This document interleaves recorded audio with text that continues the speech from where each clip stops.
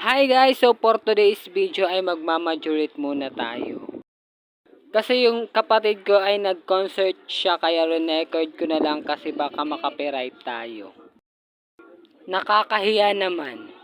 Kung marinig mo man to, deserve mo, charot. At pwede ka nang sumali sa tawag ng tanggalan. At sana tumigil ka na kasi hindi ko na nape-perfect yung aking pag-majorette. Akala ko nga yung hinawakan yung phone titigil na, pero tumuloy pa din. Maawa ka naman sa panahon, baka umulan.